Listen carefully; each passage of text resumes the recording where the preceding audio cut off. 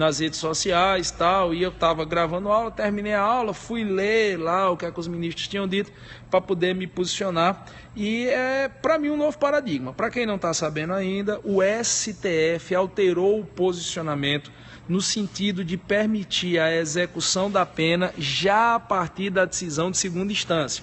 Houve um processo que estava correndo no Tribunal de Justiça de São Paulo.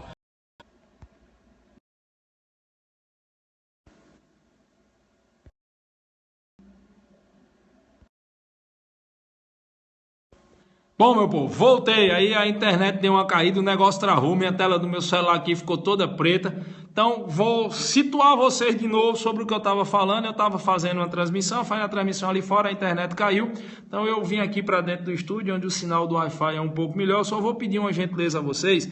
Na hora que eu estava falando, tinha muita gente mandando mensagem, isso dificulta muito a transmissão, principalmente para o pessoal que não está rodando na internet muito boa. A internet aqui não está muito boa também, aqui na Wi-Fi onde eu estou transmitindo. Então, se vocês puderem segurar um pouquinho as mensagens aí, tá certo? Taca o dedinho no coraçãozinho aí que ajuda demais a gente, mas segura um pouquinho as mensagens que para evitar de cair de novo. Então, como eu estava dizendo para vocês, o STF ele passou a discutir hoje e decidiu sobre a possibilidade de execução provisória da pena. O caba tinha sido condenado, a sentença condenatória foi confirmada pela segunda instância TJ de São Paulo e o STF passou a entender que ele já deveria começar a cumprir a pena. E a grande discussão que estava tendo era se isso ia ou não ia de encontro à questão da presunção de inocência. E eu estava falando na outra transmissão, essa aqui é uma continuidade. Você não assistiu o começo, assista.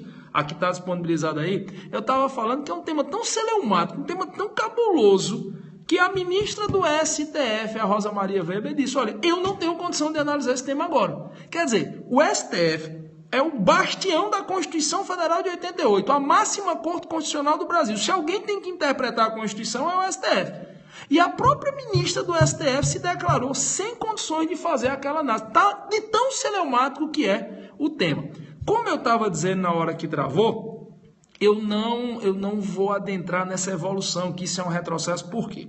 A minha grande amiga, a professora Ana Cristina Mendonça, minha colega trabalha aqui no portal Exame de Ordem, portal Carreira Jurídica, a gente divide aqui segunda fase, curso de delegado. Ela, quando eu terminar a minha transmissão, a minha vai começar uma transmissão, então você, assim que terminar a minha, você vai lá no periscópio da professora Ana Cristina e ela vai explicar por que é que isso é uma volta ao que era praticado antigamente. É um retrocesso, eu não estou usando o termo retrocesso no sentido pejorativo do termo. Eu estou usando o retrocesso no sentido de voltar ao passado, de voltar ao que era praticado antes, à luz até de regras lá dos anos 40. Mas, sem entrar nessa evolução histórica que a Aninha vai tratar com vocês quando terminar a transmissão, tem muita gente nas redes sociais pedindo a minha opinião. Eu vou dar minha opinião enquanto professor no exercício da minha liberdade de cátedra que me é assegurado pela Constituição Federal de 1988. Eu vou dizer o que eu penso, já tecendo vênias e loas e respeitos aqui a quem pensa em sentido contrário. Direito não faz com uniformidade de ideias, direito faz com conflito respeitoso e atencioso de ideias. Eu respeito sua opinião, você respeita a minha. Eu sou contra essa decisão do STF. Eu acho um retrocesso. Eu acho que essa decisão pode até ser socialmente, o pessoal pode até estar batendo palmas para ela, soltando fogos. Por quê? Porque nós vivemos numa sociedade que clama por justiça. Nós vivemos numa sociedade que acha que a impunidade, que é uma sociedade de impunidade que está sendo combatida, então isso vem trazer um ar de justiça. Eu não acho que isso seja justiça, eu acho que isso seja justiçamento. São duas coisas completamente distintas. Justiça é você seguir os trâmites legais, aplicar a lei como ela está posta, sem inovações que possam vir a ofender a Constituição. Eu até entendo quando muita gente vai para as redes sociais e diz, isso é bom, isso vai moralizar o país, porque existe um clamor social por justiça. Existe um clamor social que a impunidade deixe de existir. Existe um clamor social que esses recursos infindáveis não tenham mais. Tudo bem, mas isso é um clamor social. E o direito, ele não pode marchar única e exclusivamente, isso é uma opinião minha, do professor Giovanni Moraes, o direito, ele não pode caminhar exclusivamente com base no clamor social, senão isso geraria uma insegurança jurídica gritante. Porque o clamor social, assim como as velas, se ufanam ao sabor dos ventos, a história nos mostrou isso. A mesma sociedade que hoje bate palma para certas coisas, daqui a um ano está criticando, protestando e marchando contra o que antes aplaudia. Então, Então, eu sou muito legalista, da minha formação ser legalista.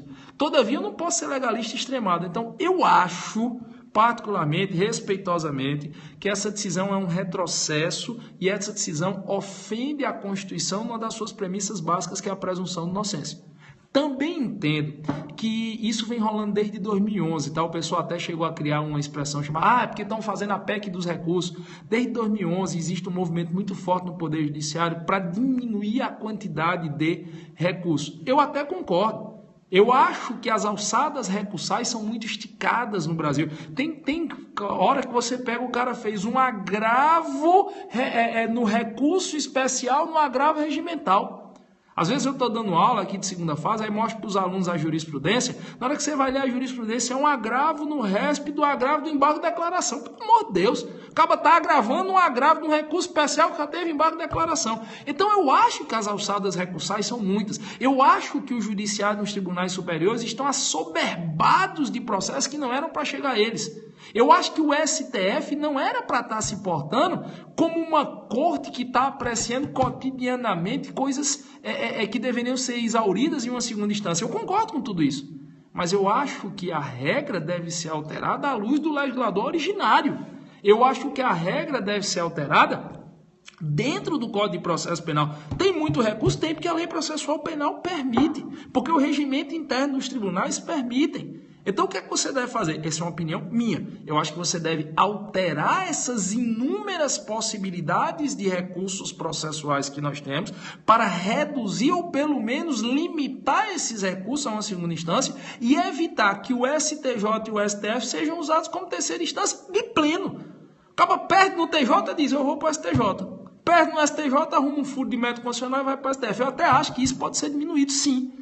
Mas eu sou contra essa execução provisória da pena. Eu sou contra essa história. Galera, segura um pouquinho aí essas mensagens aí. Tem gente aqui brincando, tirando onda com você. Segura um pouquinho porque a transmissão fica ruim. Beleza? Me ajude aí. Eu acho que isso é um tema altamente relevante, me permita dizer. Eu acho que é um dos temas mais relevantes dos últimos anos no âmbito penal e processual penal, que ainda vai dar muito pano para manga.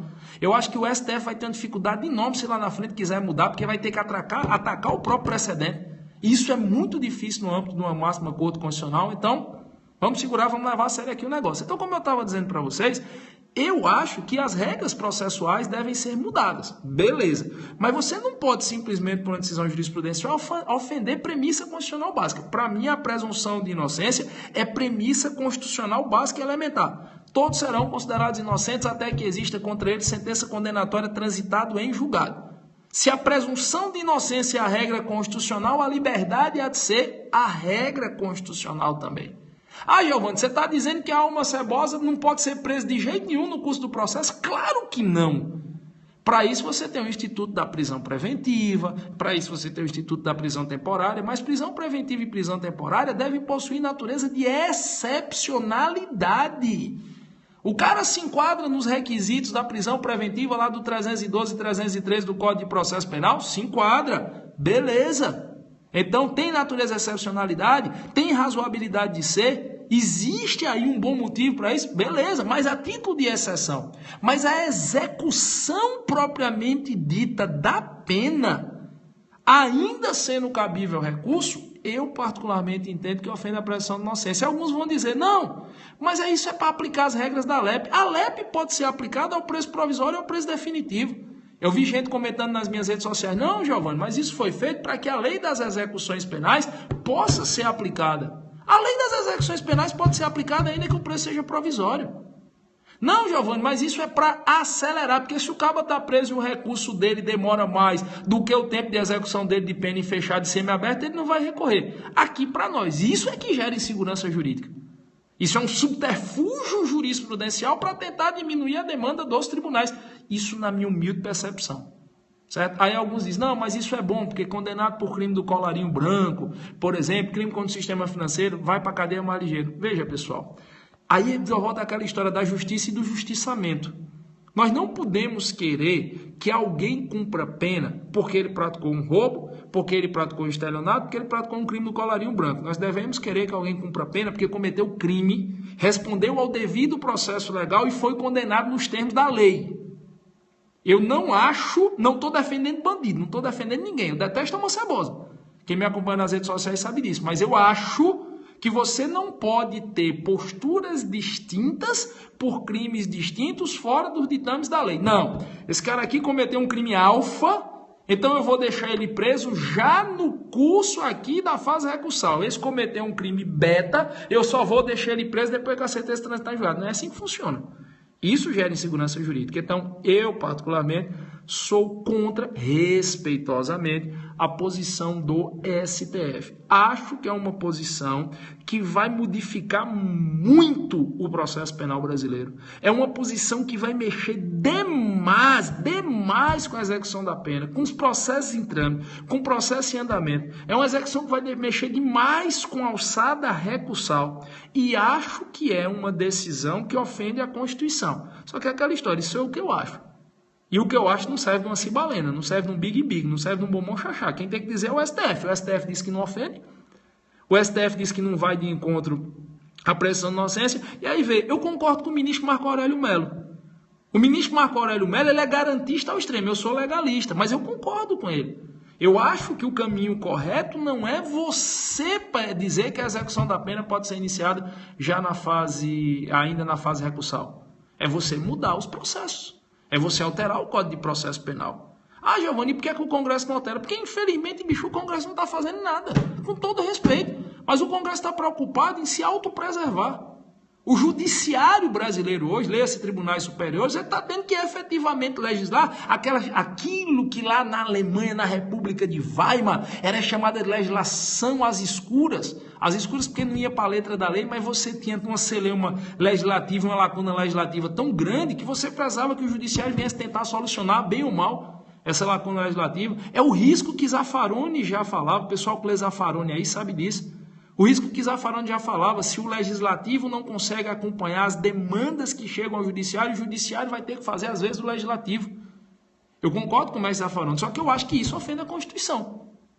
Acho que isso vai de encontro à Constituição. Então, eu, particularmente, sou contra esse posicionamento do STF, respeitosamente. Beleza? Antes de eu desligar aqui e passar a bola para a Ana Cristina, deixa eu ver quem está nos acompanhando online aí. Quem concorda comigo, quem discorda, vai colocando aí. Daqui a uns 3, 4 minutinhos, vocês correm lá no Periscope da professora Ana Cristina, que a professora Ana Cristina vai falar mais sobre esse tema, inclusive fazendo uma análise mais pormenorizada. Quem concorda? Aqui, discordo, concordo. Teresina Piauí, discordo, concordo plenamente, concordo, fere a Constituição, discordo. É aquela história. A gente está aqui para difundir ideias. Eu sou professor, eu amo ser professor, a gente está aqui para difundir ideias. Concordo, a CF é clara, concordo, sou contra, beleza, concordo que vai mudar e vai mudar muito, vai, principalmente para quem for fazer concurso público, bicho. Quando eu li, eu disse, foi assim, valha, galera que vai fazer concurso público esse ano vai ter que dar uma estudada grande em processo penal, mas grande, não é só triscando não. Vai mudar muita coisa. O pessoal vai fazer prova para DPF, para DPC, para carreira jurídica, Ministério Público. Vai mudar. Até na segunda fase de ordem isso vai mudar. Aí o outro, isso eu concordo, né? E olha, quem for fazer prova CESP, o CESP adora essas coisas. Pois bem, quem mais está por aqui? Fala em retrocesso, professor, já teve vários juízes julgando, não é só triscando não, Campo Grande, será que pode voltar atrás? Isso é uma pergunta que muita gente me fez, rapaz, eu acho que não, porque é aquela história, era um negócio tão consolidado que eles mudaram o entendimento, aí deu esse impacto todinho. Se eles voltarem atrás, o STF está se enfraquecendo. Atacar um precedente é difícil. Atacar 2 vezes o mesmo precedente é mais difícil ainda. Beleza? Novo de loja, vai ter esclarecimento no curso Começando do Zero? Não, Começando do Zero não se destina a isso não, amigo. Começando do Zero não chega a esse nível de aprofundamento não. Professora Ana Cristina ao vivo. Então, beleza. Corra lá, galera, agora no da professora Ana Cristina. Vou parar por aqui. A professora Ana Cristina está ao vivo fazendo comentários a esse respeito.